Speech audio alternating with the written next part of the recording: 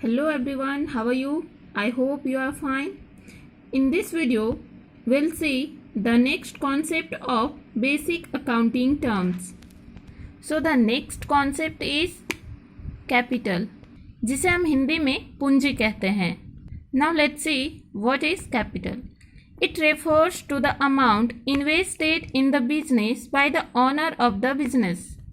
Capital उस amount को दर्शाता है जो कि बिजनेसमैन के द्वारा, ऑनर ऑफ द बिजनेस यानी जो बिजनेस का मालिक है, बिजनेसमैन के द्वारा बिजनेस में लगाया जाता है.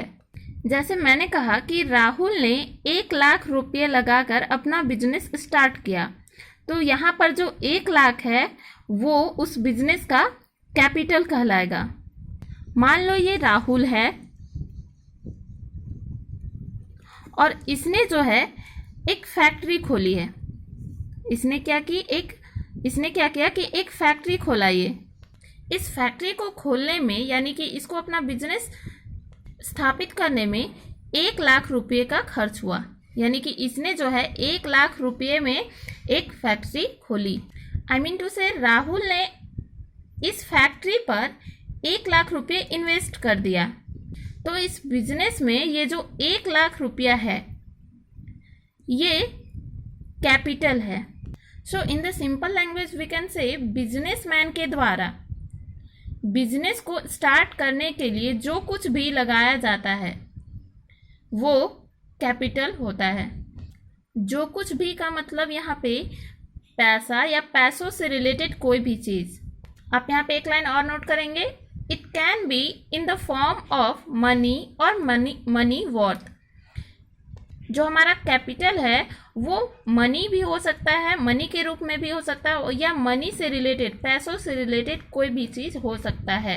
अब यहाँ पे आपके माइंड में एक क्वेश्चन आ रहा होगा कि पैसों से रिलेटेड कोई भी चीज़ क्या? तो वो कोई भी सामान हो सकता है, गाड़ी हो सकता है, फ़ोन हो सकता है, कोई मशीन हो सकता है, फर्नीचर हो सकता है. ठीक है. जैसे अगर हम कहें कि राहुल ने अपनी फैक्ट्री के लिए एक मशीन खरीदी. फैक्ट्री में जो भी काम उसको करना था, उस काम को स्टार्ट करने के लिए उसे मशीन चाहिए था, तो उसने एक मशीन खरीदी. तो ये मशीन क्या है? पैसों से रिलेटेड है. इस मशीन को खरीदने के लिए राहुल ने पैसे पेड किए होंगे, है ना. तो वैसी कोई भी वस्तु जो पैसों से रिलेटेड हो और जिसे बिजनेस में लगाया गया हो, उस बिजनेस में इन्वेस्ट किया गया हो, वो कैपिटल होगा. आई होप आपको कैपिटल का ये कॉन्सेप्ट अच्छे से क्लियर हो गया होगा. बढ़ते हैं हम नेक्स्ट टर्म की ओर. तो हमारा जो नेक्स्ट टर्म है वो है ड्राइंग.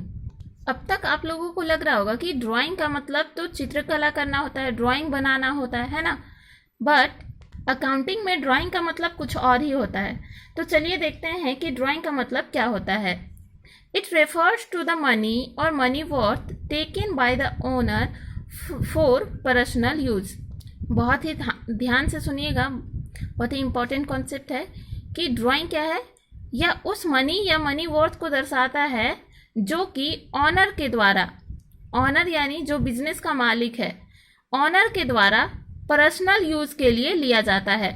अब आप लोगों के माइंड में एक क्वेश्चन आ रहा होगा कि मैम ऑनर जो है वो बिजनेस का मालिक है, बिजनेस भी उसका है, वो पैसे भी उसके हैं, तो वो अगर अपने पर्सनल यूज़ के लिए निकाल रहा है तो क्या उसे भी हम अकाउंट में रिकॉर्ड करेंगे? तो बिल्कुल, उसे हम ड्राइंग के नाम से अपने अकाउंट्स में, यानी कि बिजनेसमैन जो है अपने अकाउंट में ड्राइंग के रूप में उसे नोट करेगा. क्योंकि अकाउंट के नज़रिए से बिजनेस और बिजनेसमैन दो अलग अलग पर्सन के जैसे हैं. बिजनेसमैन जो भी कैपिटल बिजनेस में लगाता है यह उम्मीद करता है कि उसे यह कैपिटल वापस मिले. जैसे अगर बिजनेसमैन जो है 10,000 कैपिटल, 10,000 का पूंजी लगाया, ठीक है, तो बिजनेसमैन को ये 10,000 का पूंजी जो है वापस चाहिए, और बिजनेस का ये कर्तव्य बनता है कि ये जो है बिजनेसमैन को ये 10,000 वापस करे.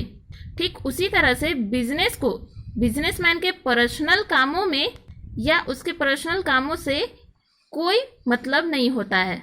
इसे आप एग्जाम्पल के थ्रू बहुत अच्छे से समझेंगे. राहुल ने 1,00,000 में अपना बिजनेस स्टार्ट किया.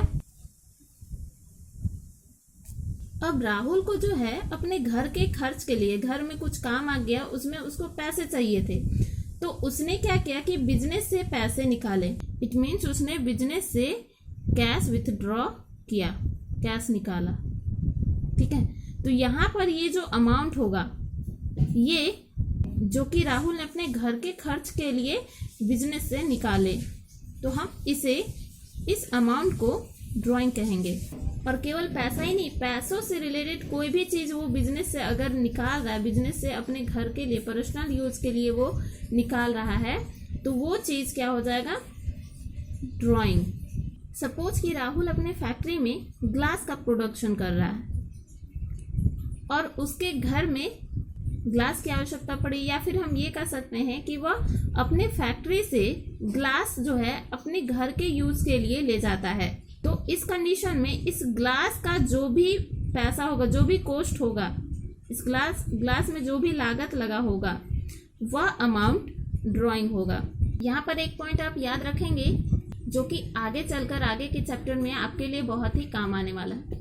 तो पॉइंट क्या है, money was taken by the owner or valued at purchase cost, यानी कि मनी से रिलेटेड जो भी चीज़ ऑनर के द्वारा लिया जाएगा उसका हम परचेज कॉस्ट की वैल्यू को ड्राइंग कहेंगे। यहाँ पर परचेज कॉस्ट को समझते हैं।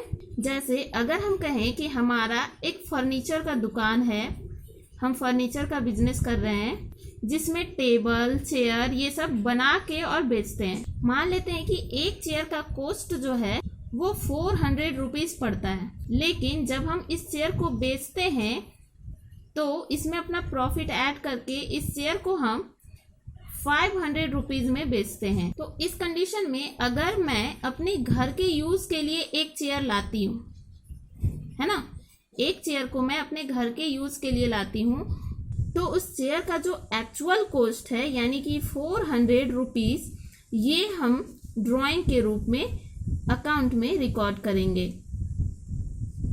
ये तो था कि अगर हम खुद से उस सामान का प्रोडक्शन कर रहे हैं, तो अगर उस सामान को हम खरीद के ला रहे हैं और बेच रहे हैं, तो उस कंडीशन में जितना में हम उस वस्तु को खरीद के लाएंगे, यानी कि उसका जो परचेज कॉस्ट होगा वो हमारा ड्राइंग होगा।